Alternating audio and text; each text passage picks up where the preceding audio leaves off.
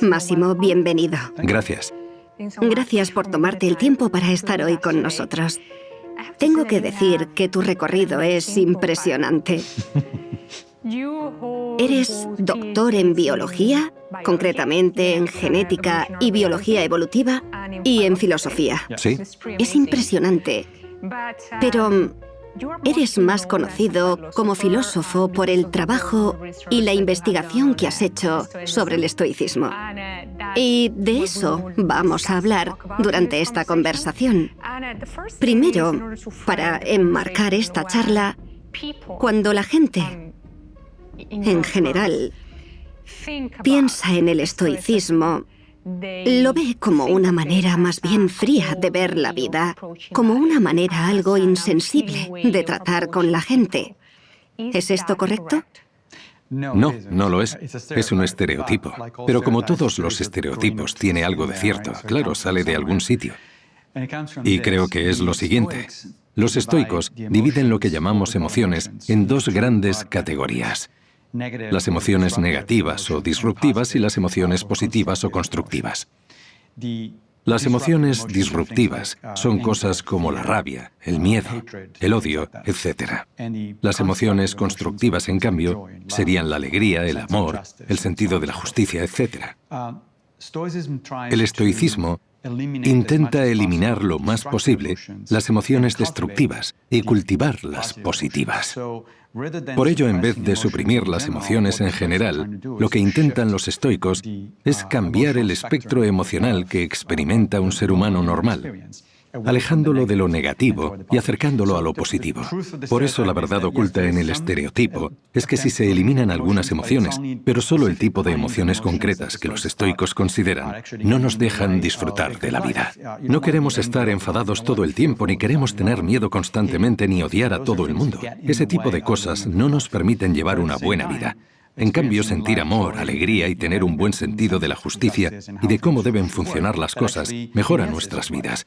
Por eso la idea es alejarse de las primeras y acercarse a las segundas. Si tuvieras que describir brevemente qué es el estoicismo, ¿qué dirías? Es una filosofía de vida, y en eso no es diferente de otras filosofías de vida o incluso religiones como el budismo o el cristianismo. Todas las religiones son filosofías de vida, puesto que una filosofía de vida tiene dos componentes: la metafísica y la ética. La metafísica se refiere a que de alguna manera entiendes cómo funciona el mundo. Si eres cristiano, el mundo fue creado por Dios de tal manera y por tal motivo. Y funciona porque Dios dice que tiene que funcionar así. Si eres budista, tu visión metafísica de por qué el mundo funciona será diferente. Si eres estoico, también, etc. El segundo componente es la ética. La ética dicta cómo te comportas en el mundo. Normalmente estas dos van de la mano. Es decir, si eres cristiano, yo crecí siendo católico. Si eres cristiano, no solo entiendes que el mundo se creó de una cierta manera, sino que debes comportarte como Dios dice que debes hacerlo. El estoicismo es simplemente una versión más de esto. Es una manera de orientarse en la vida. Específicamente, lo que diferencia el estoicismo de otras filosofías de vida o religiones es que empieza con una premisa muy importante y que, como práctica, se enfoca de dos maneras diferentes. Brevemente, la premisa de toda filosofía estoica es que debemos vivir conforme a la naturaleza, como decían los antiguos estoicos. Al oír esa frase, la gente empieza a pensar que tienen que ir desnudos por el bosque o abrazar árboles y cosas así. No es eso. No tiene nada de malo hacerlo si es lo que te gusta, pero no es eso. Vivir conforme a la naturaleza significa que los estoicos se preguntan a sí mismos: ¿qué tipo de seres son los seres humanos? ¿Qué tipo de organismos somos? ¿Qué nos diferencia de otros organismos? Todos los seres vivos intentan vivir conforme a su naturaleza. Si eres una planta, intentas que te dé el sol, porque es tu naturaleza como planta. Si eres un león, te comportas de cierta manera, porque es la naturaleza de un león. De acuerdo con los estoicos, la naturaleza de los seres humanos es fundamentalmente que somos seres sociales y que tenemos la capacidad de razonar. Somos sociales, es decir, podemos sobrevivir por nuestra cuenta si es necesario, pero solo prosperamos en sociedad, en contacto con otros cuando interactuamos con los demás. y razonamos, pero eso no significa que siempre lo hagamos bien. De hecho, se podría decir que no suele ser así. Pero somos capaces de hacerlo. Somos capaces de razonar a niveles mucho más elevados que ninguna otra especie en la Tierra. Por eso, basándonos en estas dos premisas, que somos sociales y capaces de razonar, los estoicos concluyeron que una buena vida humana, una vida humana que vale la pena, es aquella en la que aplicamos la razón para mejorar la sociedad, para mejorar la vida en comunidad. Esa es la noción fundamental del estoicismo. Todo lo demás surge de ahí. Hay técnicas específicas que ponen en práctica los estoicos, enfoques específicos de los que podemos hablar después, pero fundamentalmente lo que diferencia al estoicismo de otras filosofías de vida es que para un estoico, una vida humana que vale la pena es aquella en la que usamos la razón para ayudar a los demás y a nosotros mismos. No se hace una distinción fundamental entre uno mismo y el resto de la sociedad. Somos parte de esa sociedad. Si mejoramos como personas, estaremos mejorando automáticamente la sociedad, y si trabajamos para mejorarla, nos estaremos mejorando automáticamente a nosotros mismos. Máximo, te has descrito a ti mismo como estoico. ¿Cuándo y por qué decidiste adoptar esta filosofía de vida? No hace mucho, hace unos 5 años. Todo empezó porque estaba atravesando la típica crisis de los 40, algo normal que le pasa a mucha gente cuando llega a esa edad. Se divorcia o cambia de trabajo. Además, mi padre murió. Bueno, cosas que pasan en la vida. Y no es que la situación me agobiara demasiado, pero fue una época dura. Y fue en ese momento cuando empecé a estudiar filosofía de verdad. Era científico, trabajaba en biología evolutiva y quise sacarme un doctorado en filosofía. No se puede empezar a estudiar filosofía, incluso a esos niveles en que es una filosofía más técnica, sin pasar por cosas más básicas como el significado de la vida, la ética, cómo vivir la vida, etc. El estar pasando por una crisis personal a la vez que estudiaba filosofía me hizo pensar que podría haber cierta manera de encontrar respuestas, cierta manera de pensar que fuera útil para mí. Cuando me puse a investigar, vi con claridad que la mejor candidata, al menos para mí, era algo que en filosofía se llama ética de la virtud. La ética de la virtud es un enfoque de la vida que te dice, básicamente, que debes mejorar como persona. Esa sería la idea básica.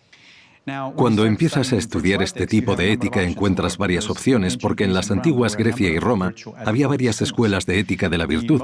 La más famosa es la de Aristóteles. Empiezas con Aristóteles. Me puse a leer y pensé, vaya, es interesante. Y que decía cosas muy interesantes, pero no tenía muchas aplicaciones prácticas. No había una manera clara de transferir las ideas de Aristóteles a mi día a día. No podía ayudarme a lidiar con el dolor del duelo por la muerte de mi padre, por ejemplo. La segunda parada normalmente es Epicuro. El epicureísmo es otro tipo de filosofía de la ética de la virtud muy interesante porque pone el énfasis en la amistad y las relaciones. El problema del epicureísmo es que la meta de sus seguidores es minimizar el dolor en sus vidas. Normalmente pensamos en los epicúreos como aficionados al sexo, las drogas y el rock and roll, pero no es así. Es cierto que pensaban que el placer era importante para los humanos, pero fundamentalmente lo que intentaban era evitar el dolor, tanto mental como físico. Por eso Epicuro decía que para conseguirlo, uno no debería involucrarse en política ni ser social, puesto que, como sabemos, tanto la política como las relaciones sociales causan dolor. Y pensé, es interesante, pero no es para mí, ya que creo que la vida no tiene sentido a menos que te relaciones y te involucres en política. Así que estaba indeciso. Sabía que la ética de la virtud era un campo que podía proporcionarme las respuestas que buscaba, pero ni Aristóteles ni Epicuro me convencían. Y un día en Twitter, justamente, vi un tuit que ponía, ayúdanos a celebrar la Semana Estoica. Y pensé, ¿qué es la Semana Estoica? ¿Por qué celebran la estoicidad? Recordaba más o menos que los estoicos formaban parte de la ética de la virtud, que eran otra de las escuelas de esta ética. Había leído a Marco Aurelio en la universidad, incluso traduje a Séneca del latín cuando estudiaba, pero nunca había pensado que estas personas hablaran de una filosofía de vida. Me entró la curiosidad y me apunté a la Semana Estoica, que se hace una vez al año, normalmente en octubre. Durante una semana viví como un estoico, es decir, empecé a leer sobre los estoicos. Me bajé una especie de manual con ejercicios diarios de meditación. Empecé a llevar un diario, cosas así. Lo hice durante una semana y me cambió. Pensé, esto es lo que buscaba, me ayuda y me está marcando un camino que quiero seguir. Así que al final de la semana decidí seguir así durante otro par de meses, como experimento personal, y después de eso durante otro año. Y aquí estamos hablando del tema, un par de libros después. Genial, Máximo. De hecho, lo que estabas explicando tiene que ver con lo que te iba a preguntar. Has mencionado que el estoicismo es una filosofía muy antigua, de hace más de 2000 años. Pero estamos viendo cómo revive este tipo de filosofía en el presente. ¿Cuál crees que es la causa de este reencuentro con el estoicismo? Buena pregunta. No tengo una respuesta concreta.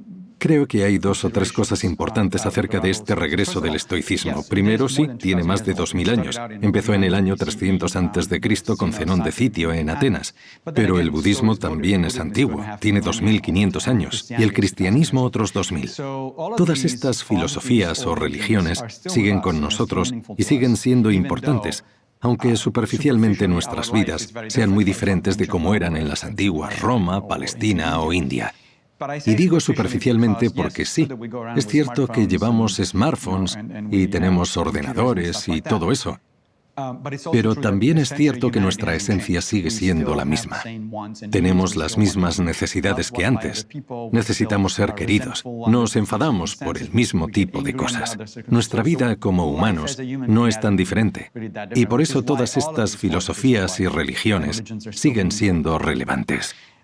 En cuanto al estoicismo en particular, la última escuela estoica formal que conocemos es la de Epicteto, que vivió en el siglo II de nuestra era. En el siglo III el estoicismo decayó como filosofía formal y, en cambio, se convirtió en una influencia para el cristianismo. Pablo de Tarso, San Pablo, sabía mucho de estoicismo y escribió acerca de los estoicos de manera crítica porque tenía otras creencias, por así decirlo, pero respetaba mucho esta filosofía y, de hecho, varias ideas pertenecientes al estoicismo se incorporaron en el cristianismo. Tomás de Aquino en la Edad Media, el que puede que sea el teólogo más importante de la historia del cristianismo, redactó una lista de 7 virtudes que debería practicar cualquier cristiano. Y las primeras 4 son las mismas que predicaba el estoicismo: sabiduría, valor, justicia y templanza.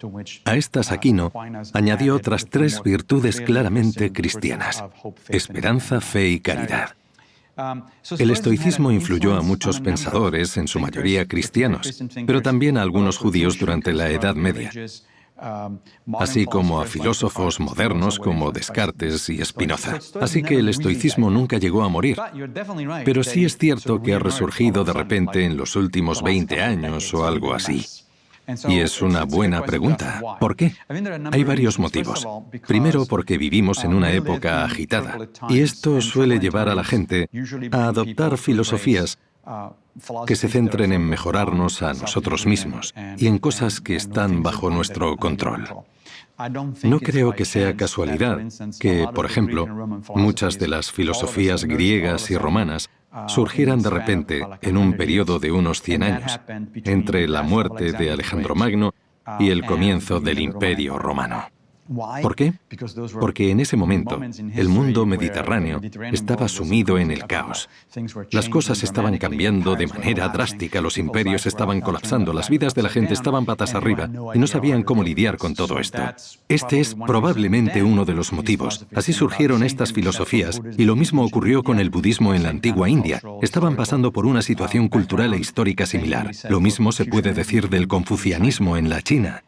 Hoy de nuevo nos encontramos en una situación en que nos enfrentamos al cambio climático, a la posibilidad de una catástrofe nuclear y en que estamos sufriendo cambios políticos radicales y no podemos hacer mucho para controlar nada de esto. Creo que uno de los motivos del regreso del estoicismo es que es un tipo de filosofía que te ayuda a centrarte en lo que puedes controlar, lo cual ayuda a reducir el estrés y a sentir que tu vida tiene algún sentido. Ese es uno de los motivos. Otro es que ciertas corrientes de psicoterapia modernas que evolucionaron durante el comienzo del siglo XX, y especialmente en los años 50 y 60, se inspiraron en el estoicismo. La más obvia es la terapia cognitivo-conductual, que es un tipo de psicoterapia muy importante hoy en día. Es una práctica basada en evidencias, es decir, hay pruebas empíricas de que funciona. La terapia cognitivo-conductual surgió a finales de los 50 o principios de los 60. Dos de sus fundadores se inspiraron de manera directa en los estoicos. Leyeron a Epicteto, Marco Aurelio y Séneca, y pensaron, vaya, esta gente tenía ideas muy interesantes que se pueden sistematizar y se pueden aplicar empíricamente para mejorar las vidas de la gente. Teniendo en cuenta que la terapia cognitivo-conductual es actualmente la psicoterapia más popular, creo que ha ayudado a revivir el estoicismo, porque ha probado que hay una base científica y empírica para algunas de las cosas de las que hablaban los estoicos. Y el tercer motivo, creo que es que ha habido grupos de personas, especialmente en las últimas 2 o 3 décadas, haciendo esfuerzos conjuntos para revivir el estoicismo. El primero fue Pierre Hadot, un clasicista francés que escribió 2 o 3 libros muy populares a principios de los 90.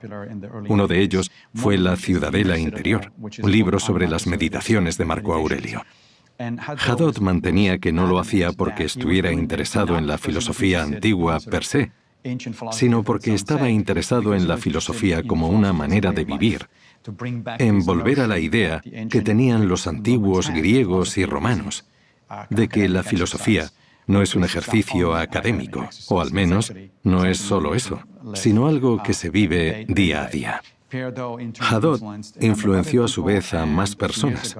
Y hace unos años, un grupo de psicoterapeutas, seguidores de la terapia cognitivo-conductual, filósofos, eruditos del mundo clásico y otras personas, comenzaron con la Semana Estoica que he mencionado antes, así como con la conferencia anual Stoicon, que ya lleva 5 o 6 años en activo.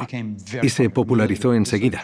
Empezó a acudir la prensa y el estoicismo apareció por todas partes. En el New York Times, el Washington Post, periódicos y revistas internacionales, porque a la gente le gusta. Por ponerte un ejemplo, hay una página de Facebook muy grande dedicada al estoicismo. Hay varias, pero una destaca. Hace un par de años ya tenía muchos seguidores, unas 30.000 personas. La he mirado esta mañana antes de venir y ya va por los 55.000. Es muchísima gente interesada en una filosofía relativamente poco conocida. Entiendo, Máximo, que porque vivimos, como has dicho, en una época complicada, la gente quiera encontrar referencias o maneras de vivir que hagan sus vidas más fáciles o que intenten minimizar la ansiedad que nos producen las cosas que están fuera de nuestro control. Pero lo que veo es una tendencia a llevar todo esto al extremo. Me explico. Sobre todo en lugares como Silicon Valley, vemos a CEOs, gente que trabaja en el sector multimedia y tiene muchísimo dinero, mostrando orgullosos al mundo lo que sufren al ducharse con agua fría por las mañanas, al no comer durante largos periodos de tiempo o al aislarse de cualquier contacto humano durante días.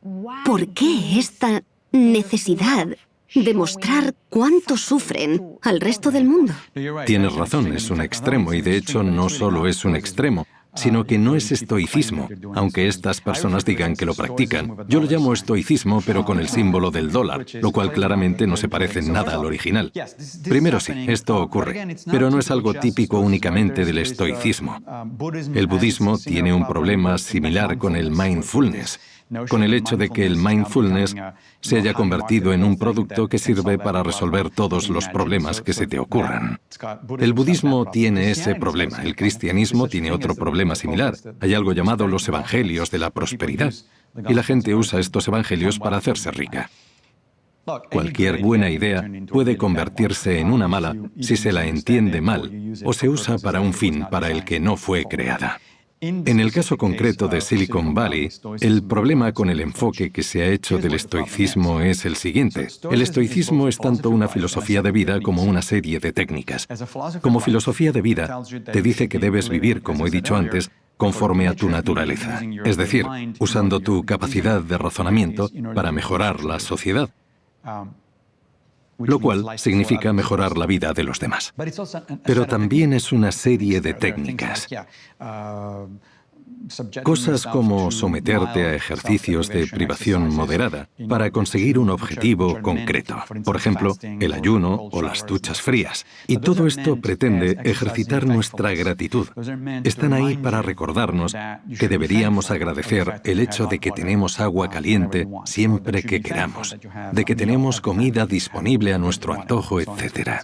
Son técnicas como el escribir un diario con nuestros pensamientos cada día, con cuestiones específicas en mente, como puede ser el evaluar nuestro comportamiento respecto a las 4 virtudes cardinales del estoicismo.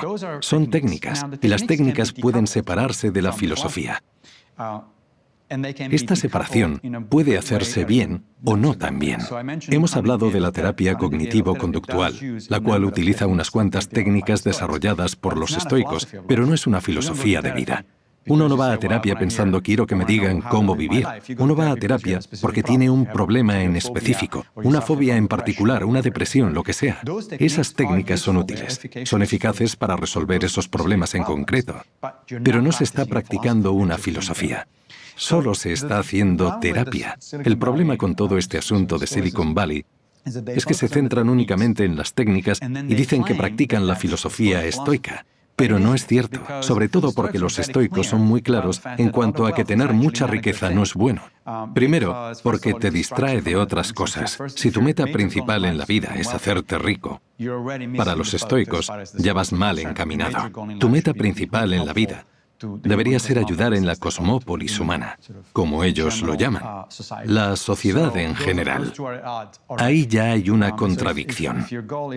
Si tu meta es ser rico, famoso, poderoso, cosas así, vas por mal camino. El estoicismo no trata de eso. He intentado educar a esta gente lo mejor que he podido. A veces funciona y a veces no. Esa es una de las cosas que no se pueden controlar, hay que aceptarlo y punto. Máximo, quiero que hablemos un poco más de las técnicas. Has escrito varios libros sobre el tema y en uno de ellos, Cómo ser estoico, creo que mencionas 12 recomendaciones para que la gente utilice este enfoque para conseguir tener una vida mejor en el siglo XXI. ¿Puedes resumirnos estas 12 recomendaciones? Claro, deja que piense en las más fáciles de practicar. Por cierto, acabo de sacar un nuevo libro junto a un buen amigo mío, Greg López, llamado A Handbook for New Stoics, que saldrá pronto en español. Y ese libro contiene 52 ejercicios, así que nos da mucho donde elegir. Por supuesto, no es que uno tenga que hacerlos todos, hay que ir probando. Algunos ejercicios son útiles para ciertas personas, otros para otro tipo de personas. Es lo mismo que la terapia cognitivo-conductual. Cuando vas a un terapeuta, este irá probando ciertas cosas y te funcionan bien, sigues haciéndolas y si no, pues se prueba otra cosa. Voy a ponerte ejemplos de mis favoritos, lo que hago yo de manera regular. Hemos hablado un poco de ejercicios de autoprivación, aunque a menudo dentro de estos solo se mencionan las duchas frías y el ayuno. Y sí, esos están bien, pero hay otras maneras más interesantes de ejercitar estas privaciones. La privación es mucho más útil si se hace en cosas con las que tenemos un problema en el que queremos trabajar. Por ejemplo, si gastas mucho dinero porque vas de compras muy a menudo, se puede usar una técnica que yo llamo el paseo por el centro comercial, en la que elijo una zona de Nueva York que tenga muchas tiendas y entro en todas y cada una de ellas. Miro todo lo que tienen en cada una y no compro nada. Al final del ejercicio acabas dándote cuenta de algo de lo que por lo visto Sócrates también se dio cuenta en su momento haciendo algo similar, y es que no sabías que había tantas cosas que no necesitabas. Este ejercicio es útil porque viviendo en una sociedad consumista, estamos bajo una presión constante de otra gente y de la publicidad para comprar cosas, y pensamos que comprar cosas nos hará felices. Algunas cosas son útiles. Tengo un smartphone porque me resulta útil. No se puede vivir en una sociedad tecnológica, o más bien es muy difícil vivir en una sociedad así, sin un móvil moderno. ¿Pero necesito la última versión? No. ¿Necesito reemplazar mi móvil cada vez que sale un modelo nuevo? No, porque el mío funciona bien. Es viejo, pero funciona. El ejercicio te recuerda que no es necesario ceder ante la presión, que la decisión de comprar está en tu mano y que deberías tener un motivo para comprar o hacer ciertas cosas. Esta es una de las actividades. Otra, que supongo que no parece demasiado divertida, pero es muy útil, es una que tiene muchos nombres, pero memento mori, del latín, es el que más la representa. Recuerda que morirás. Si hay algo de lo que nadie quiere hablar, sobre todo en los Estados Unidos en el siglo XXI y probablemente muchos otros países occidentales, es la muerte. Intentamos mantenernos lo más alejados posible de ella. En otras sociedades no es así. Se deja a los niños ver a gente morir o incluso cadáveres en descomposición para que entiendan que la muerte es algo natural e inevitable. Pero nosotros intentamos alejarla, nos obsesionamos con mantenernos jóvenes y sanos, lo cual está muy bien. Pero es una batalla perdida, porque vamos a acabar siendo viejos y finalmente muriendo. Por eso la cuestión no es si vamos a morir, sino cómo vamos a llegar hasta ese momento. La cuestión es si estamos preparados para ese momento. Una de las maneras en que los estoicos se preparan para esto es recordando su propia mortalidad. Y hay varias maneras de hacerlo. Una de mis favoritas es ir a un cementerio muy bonito que hay en el sur de Manhattan, rodeado de rascacielos y de tráfico donde hay mucho ruido y gente por todas partes. Pero el cementerio, aunque está en medio de todo eso, es un lugar tranquilo, como suelen ser todos los cementerios. Lo que hago es dar un paseo entre las tumbas, leer los nombres y fechas en ellas y recordar que todos, yo incluido, por supuesto, vamos a acabar así. Y dirás, ¿por qué hace eso? ¿No es deprimente? Yo no creo que lo sea. De hecho, creo que me da energía.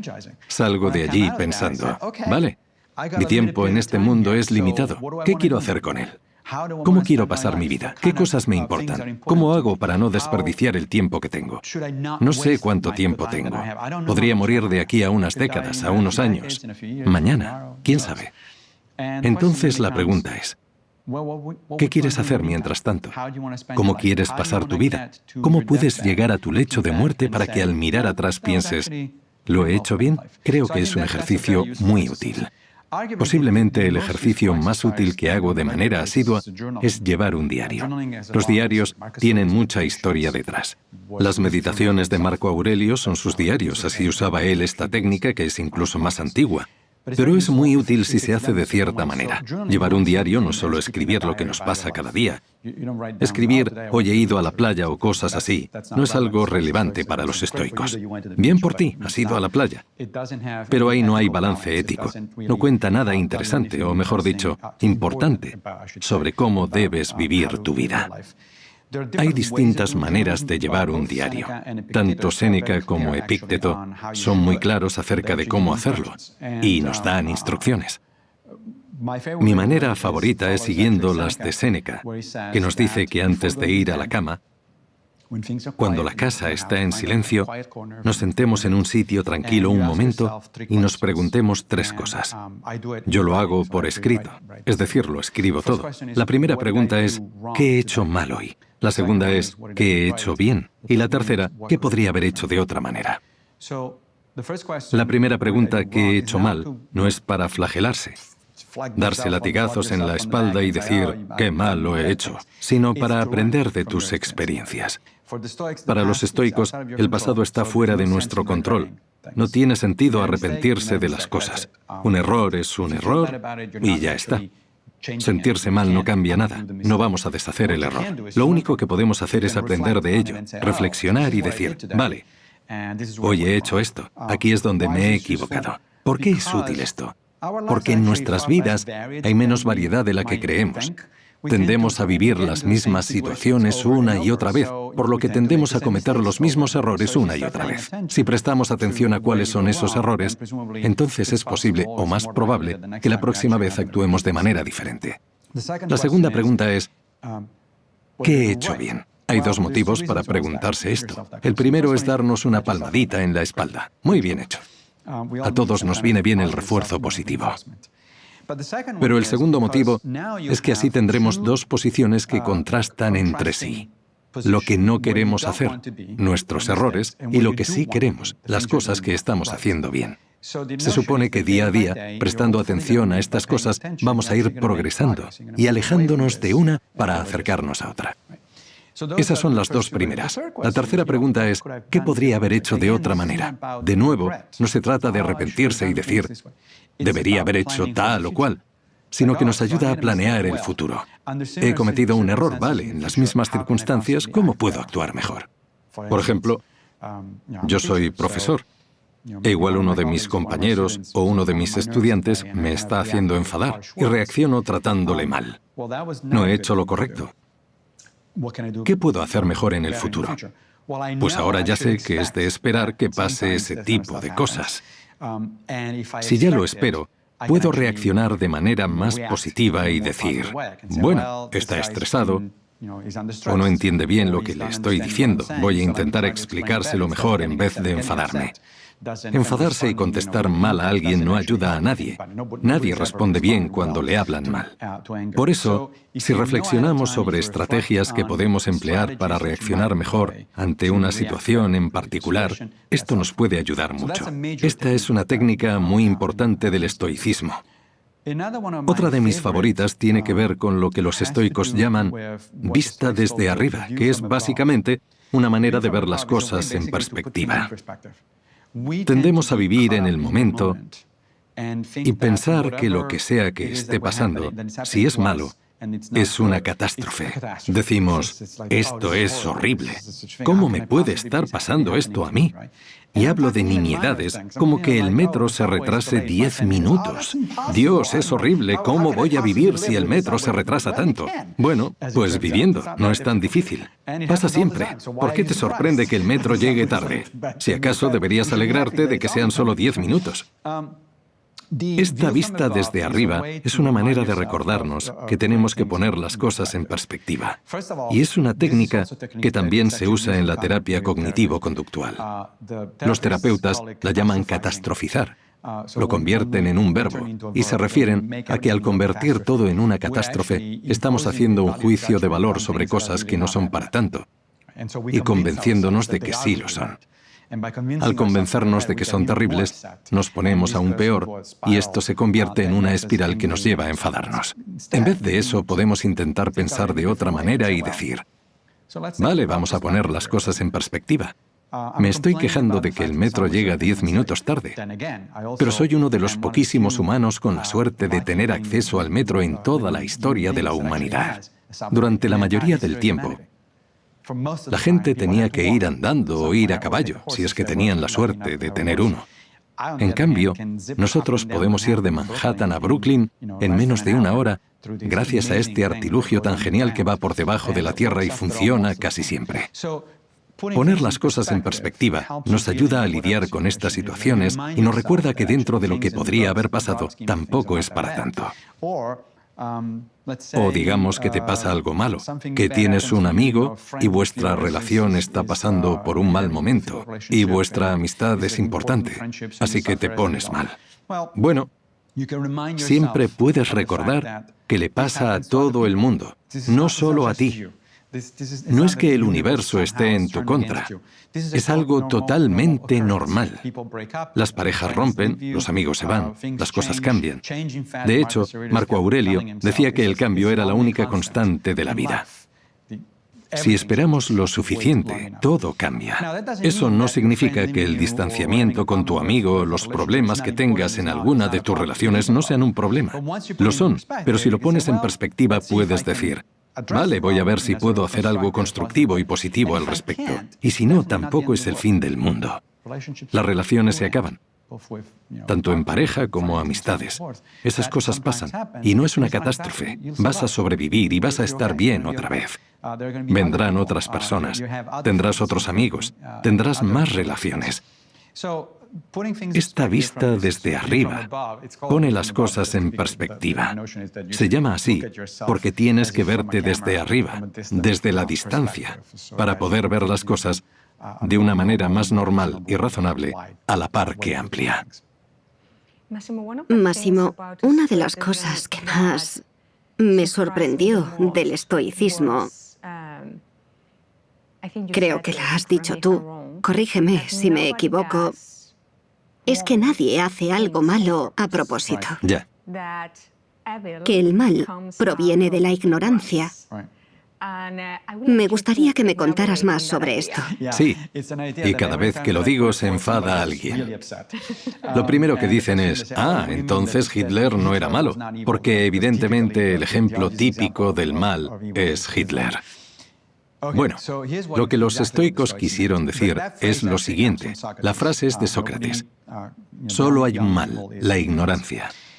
Sin embargo, si observamos la palabra griega utilizada por Platón para transcribir las palabras de Sócrates, la palabra es amatia, que no se traduce exactamente como ignorancia, sino que literalmente significa no sabiduría, falta de sabiduría. La gente hace cosas malas por falta de sabiduría, no por ignorancia en el sentido de que no saben lo que están haciendo. No es que sean ignorantes por no ser universitarios o algo así. Es por falta de sabiduría sobre qué es lo correcto. La sabiduría, después de todo, al menos una de sus definiciones, es el conocimiento de lo que es correcto y lo que no.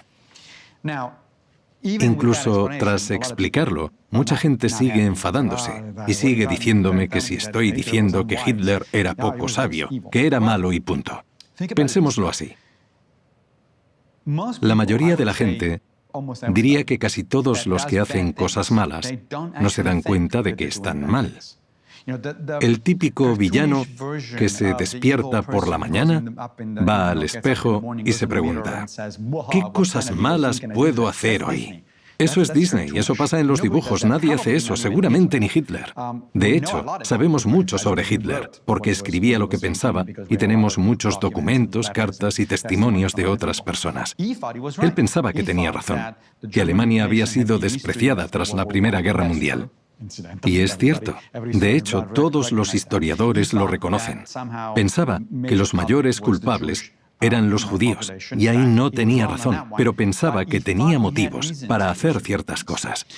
Creía que estaba haciendo un bien a la población alemana al intentar resolver esos problemas de cierta manera. ¿Vale? ¿Esto era un error? Sí, desde luego, no cabe ninguna duda.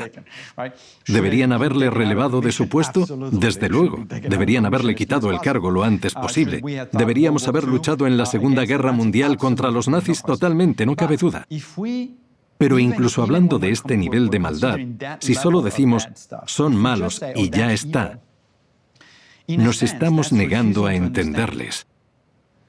Y si no entendemos por qué la gente hace el mal, no vamos a entender la próxima vez que pase y vamos a cometer los mismos errores una y otra vez. Cuando ocurrió el ataque del 11 de septiembre, el presidente Bush dijo que nos odiaban porque somos libres. No es así. Hay muchos motivos por los que ocurrió el 11S relacionados con las políticas americanas en Oriente Medio de las últimas décadas, con la presencia de tropas americanas en Arabia Saudí, en un terreno sagrado para los musulmanes, etc. Hay muchos motivos. Eso sí, pero estos no lo justifican. Uno puede tener malos motivos para hacer ciertas cosas o tener buenos motivos y aún así hacer algo malo. El desprecio a Alemania al acabar la Primera Guerra Mundial era un buen motivo. No querer tropas americanas en tu país era un buen motivo, pero eso no significa que la respuesta correcta a esos problemas fuera el genocidio o un atentado terrorista.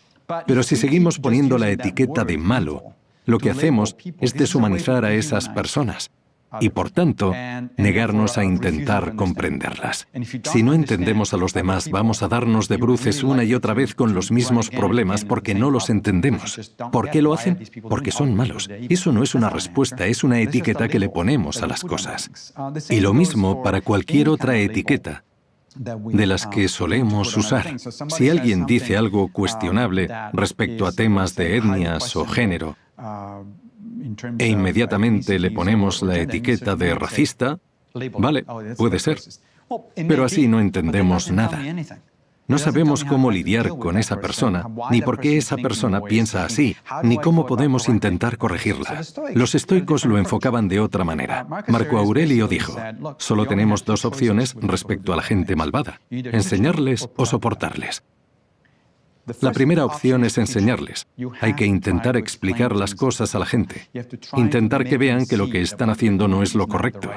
Si no se puede, porque a veces las personas no escuchan o no quieren aprender, tendrás que soportarles.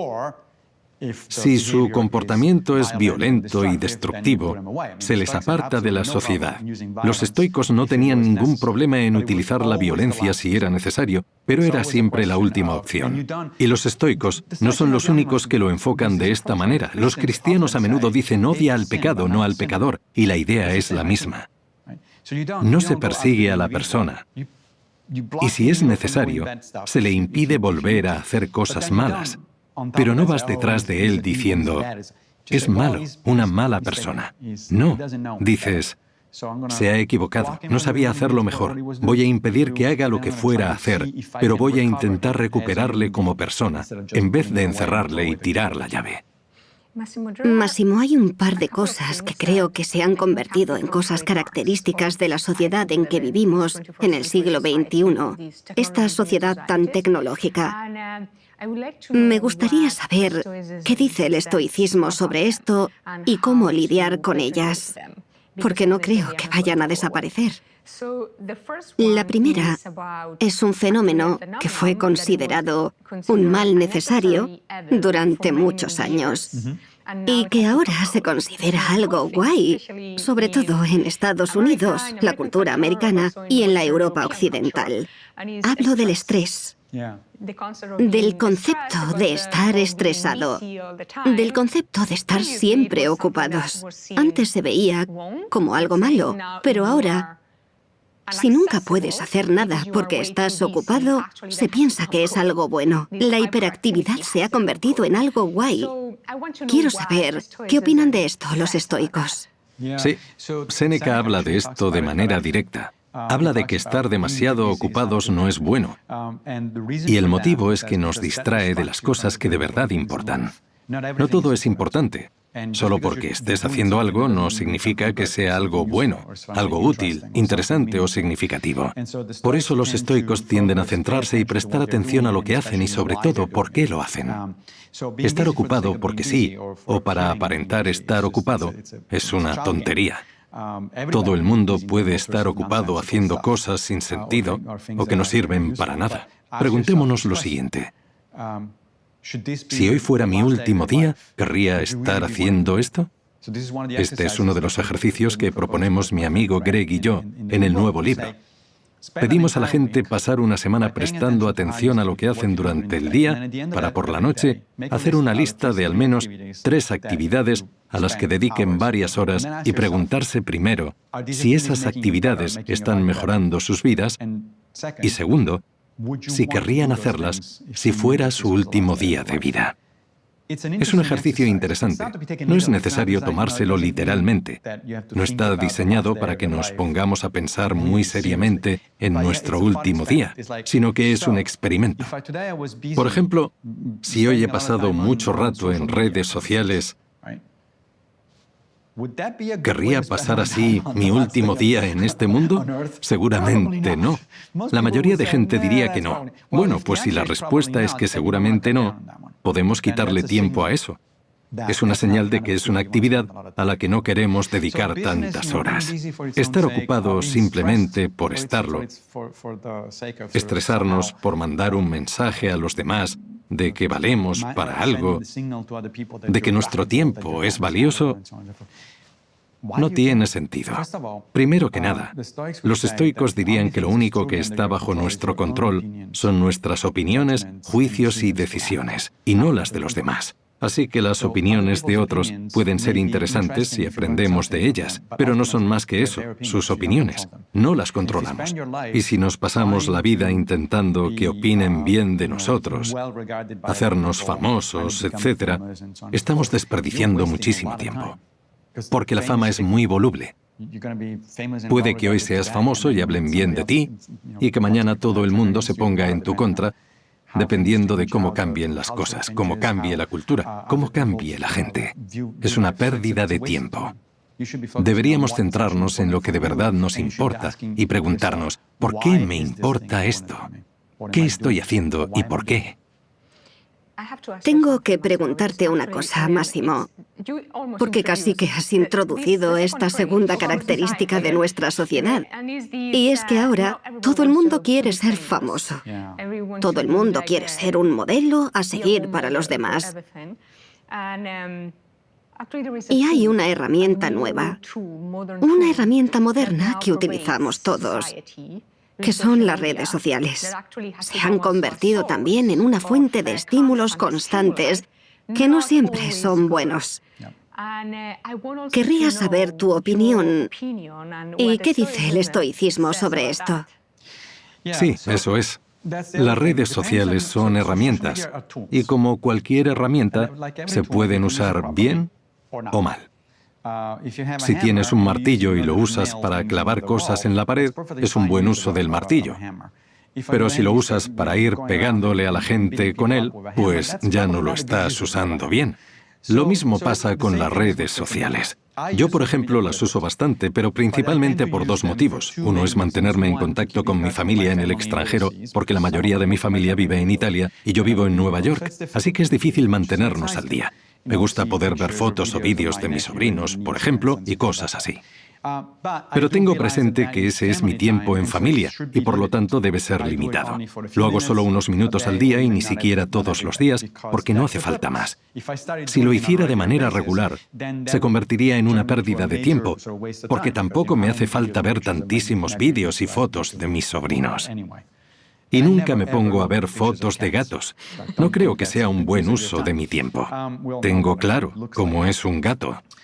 El motivo principal por el que uso redes sociales es para trabajar.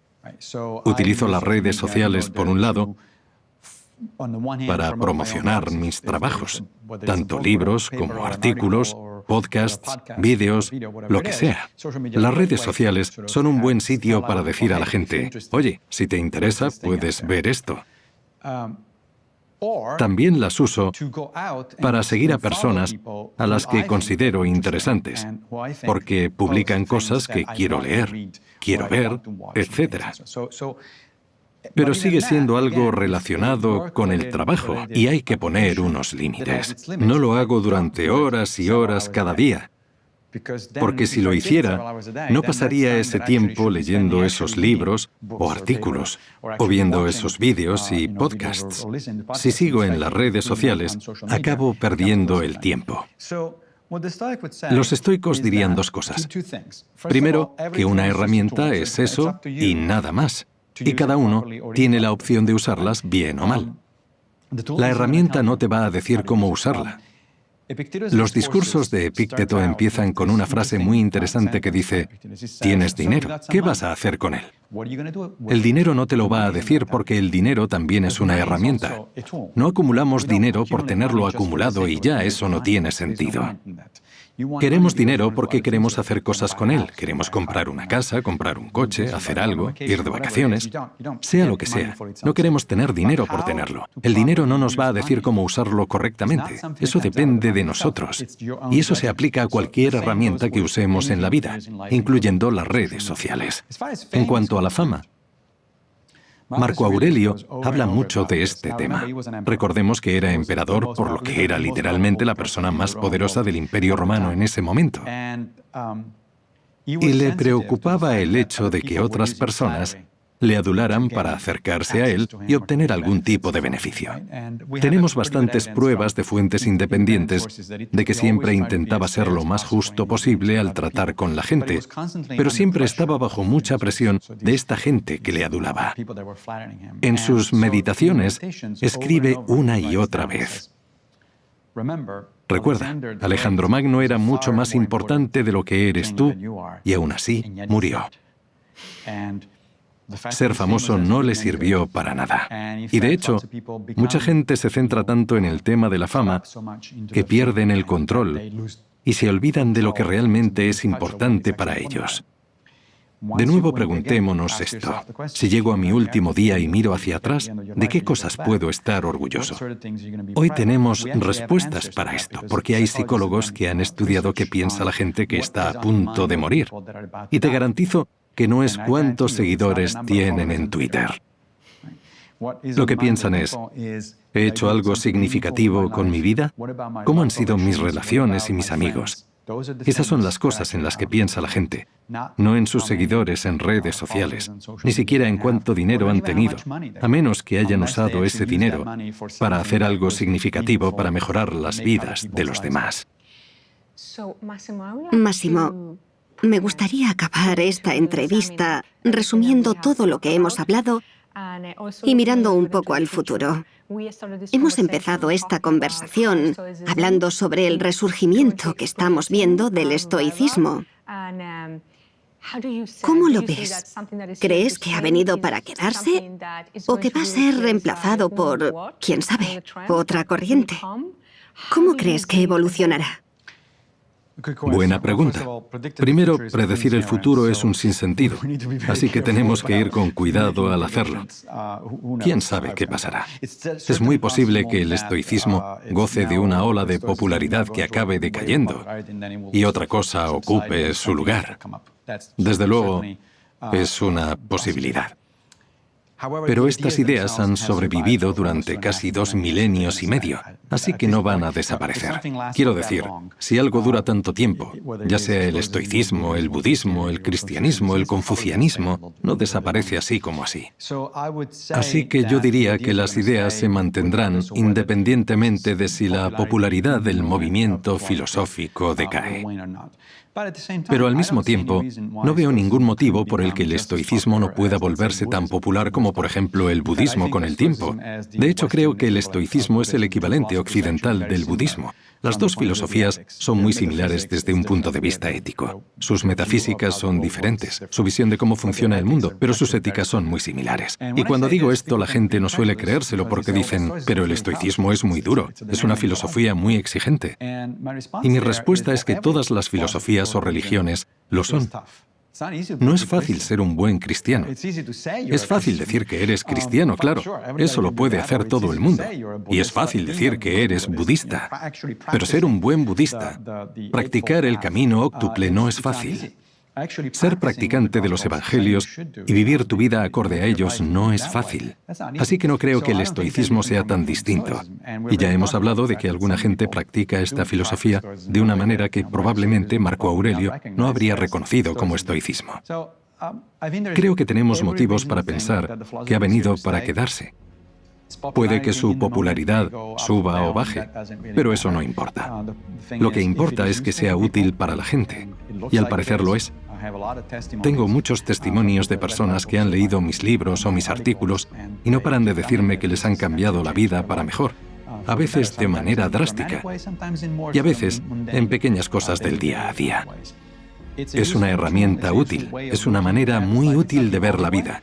No es la única manera, puede que para unos funcione mejor que para otros, no lo sabemos. Y de hecho estamos investigando si hay tipos de personalidad que responden mejor al estoicismo que otros. Pero lo que supongo, y en parte espero, es que vaya a durar mucho, porque creo sinceramente que es algo bueno. Muchas gracias, Máximo. A vosotros.